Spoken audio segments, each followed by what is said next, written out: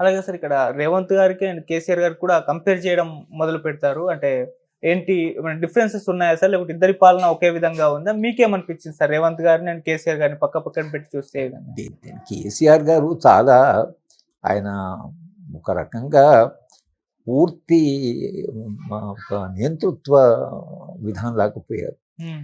ఆ ప్రభుత్వంలో మంత్రులకి ఎవరికి స్వేచ్ఛ లేదు, ఇద్దరు ముగ్గురు తప్పించి ఏ మంత్రి దగ్గరికి వెళ్ళినా మా చేతిలో ఏం లేదని అన్నారు. ఇప్పుడు అట్లా కాదు, ఇక్కడ ఏ మంత్రి అయినా కొన్ని నిర్ణయాలు తీసుకోగలుగుతున్నారు. హ్మ్. మంత్రులకు కొంత స్వేచ్ఛ ఉంది. ఓకే. మంత్రులు కూడా ముఖ్యమంత్రి గారితో వెళ్ళి మాట్లాడే స్వేచ్ఛ వాళ్ళకుంది.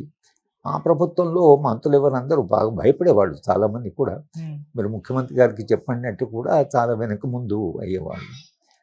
తర్వాత నిర్బంధం కూడా మొత్తం ఇందిరా పార్కును మూసివేయడము, తర్వాత మొత్తంగా సభల మీద ఆంక్షలు పెట్టడం. దాంతో పోల్చుకుంటే ఇది ఒకే రకమైన ప్రభుత్వం అని అట్లే ఒకే రకం కాదు. డెఫినెట్గా ఈ ప్రభుత్వంలో కొంత స్వేచ్ఛ ఉంది. తర్వాత ముఖ్యమంత్రి కూడా హ్మ్. ఇప్పటికైతే భవిష్యత్తు అని చెప్పలేము, ఎందుకంటే అధికారం వచ్చిన తర్వాత గ్రాడ్యువల్గా పొలిటికల్ కల్చర్ మారుతుంది. ఓకే. కానీ ఇప్పటి వరకు అయితే ప్రజా సంఘాలతో పౌర సమాజంతో హ్మ్. ప్రభుత్వం మాట్లాడుతున్నది. హ్మ్. మనం ఏదైనా చెప్పాలనుకుంటే ప్రభుత్వానికి చెప్పగలుగుతున్నాం. ఓకే. మంత్రులకు కూడా ఇది మంచిది కాదు, ప్రభుత్వానికి మంచిది కాదని చెప్పగలుగుతున్నాం.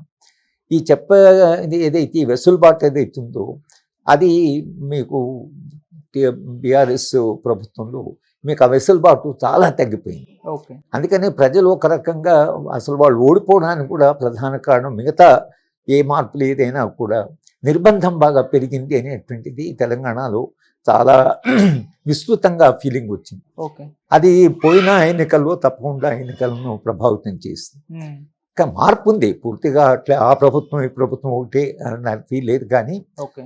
ఇప్పుడున్న విధంగానే పోతే ఆ ప్రమాదం ఉంది. హ్మ్.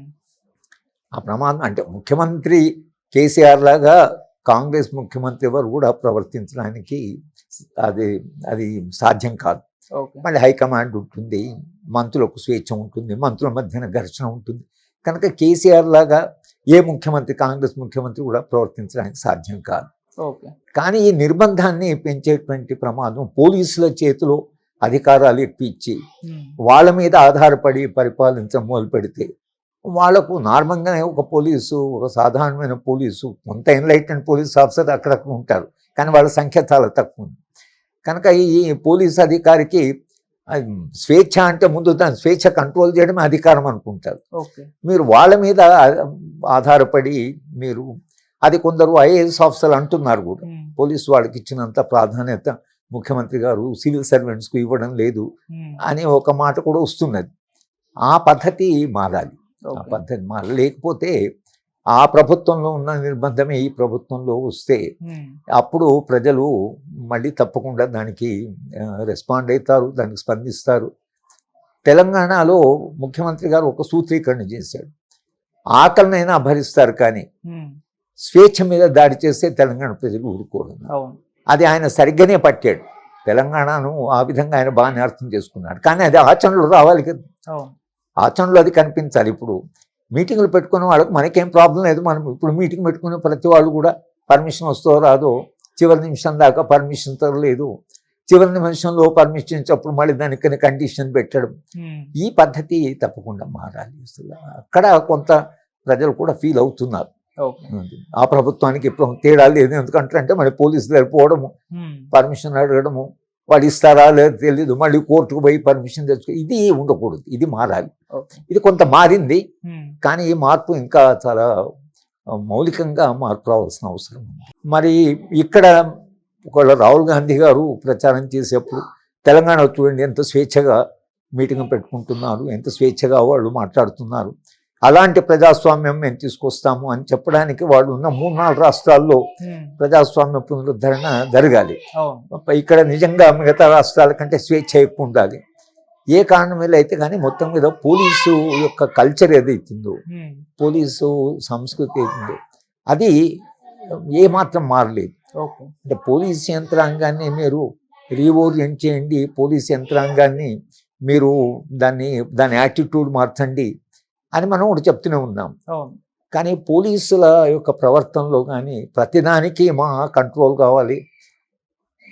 ఏమి ప్రజాస్వామ్యాన్ని ఇచ్చొచ్చంటే ఒక మీటింగ్ పెట్టుకున్నప్పుడు లేదా ప్రొసెషన్ తీస్తున్నప్పుడు కొంత దాని ప్రొసెషన్ జరిగేప్పుడు ట్రాఫిక్ ఇది ఉంటుంది కాబట్టి ట్రాఫిక్ను రెగ్యులేట్ చేయడం కొరకని పోలీసులకి ఇన్ఫర్మేషన్ ఇవ్వాలి. ఓకే. ఎట్ ద మోస్ట్ ఒక మీటింగ్ జరిగితే పోలీసులకి ఇన్ఫర్మేషన్ పలా, అంతేగాని పర్మిషన్ ఇవ్వడం వాళ్ళు అనుమతిస్తేనే మీటింగ్ పెట్టుకోవడం అనేది అవుతుందో నా దృష్టిలో అది ఏమాత్రము అసలు అవ్వచ్చు కాదు. కనుక మొత్తంగా కాంగ్రెస్ పార్టీ ఈ ఒక్క సంవత్సరంలో సరే పోయిన ప్రభుత్వం కంటే తక్కువ నిర్బంధం ఉన్నది అది జనం ఫీల్ అవుతున్నారు. కొంత స్వేచ్ఛ వచ్చిందనే ఫీల్ అవుతున్నారు. కానీ స్వేచ్ఛ యొక్క పరిధి పెరగాలి. మరి ఇక్కడ ఒకవేళ రాహుల్ గాంధీ గారు ప్రచారం చేసేప్పుడు తెలంగాణ చూడండి ఎంత స్వేచ్ఛగా మీటింగ్ పెట్టుకుంటున్నారు, ఎంత స్వేచ్ఛగా వాళ్ళు మాట్లాడుతున్నారు. అలాంటి ప్రజాస్వామ్యం మేము తీసుకొస్తాము అని చెప్పడానికి వాళ్ళు ఉన్న 3-4 రాష్ట్రాల్లో ప్రజాస్వామ్య పునరుద్ధరణ జరగాలి. ఇక్కడ నిజంగా మిగతా రాష్ట్రాల కంటే స్వేచ్ఛ ఎక్కువ ఉండాలి. ఏ కారణం వల్ల అయితే కానీ మొత్తం మీద పోలీసు యొక్క కల్చర్ ఏదైతుందో, పోలీసు సంస్కృతి అవుతుందో అది ఏమాత్రం మారలేదు. అంటే పోలీస్ యంత్రాంగాన్ని మీరు రీఓరియంట్ చేయండి, పోలీస్ యంత్రాంగాన్ని మీరు దాని యాటిట్యూడ్ మార్చండి అని మనం ఒకటి చెప్తూనే ఉన్నాం. కానీ పోలీసుల యొక్క ప్రవర్తనలో కానీ ప్రతిదానికి మా కంట్రోల్ కావాలి.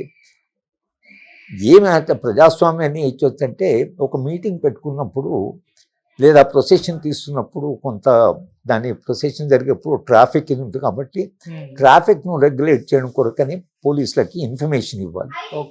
ఎట్ ద మోస్ట్ ఒక మీటింగ్ జరిగితే పోలీసులకి ఇన్ఫర్మేషన్ పలా, అంతేగాని పర్మిషన్ ఇవ్వడం వాళ్ళు అనుమతిస్తేనే మీటింగ్ పెట్టుకోవడం అనేది అవుతుందో నా దృష్టిలో అది ఏమాత్రము అసలు అవ్వచ్చు కాదు.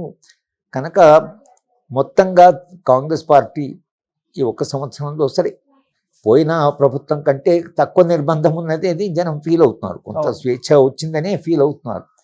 కానీ స్వేచ్ఛ యొక్క పరిధి పెరగాలి. ఇప్పుడు ఆ కంపెనీ మూయకూడదు అనేది ఇప్పుడు BHL వచ్చినప్పుడు ప్రజలంతా ఆనందపడ్డారు. HMT ఉన్నప్పుడు పరిశ్రమలకు ప్రజలు వ్యతిరేకం కాదు.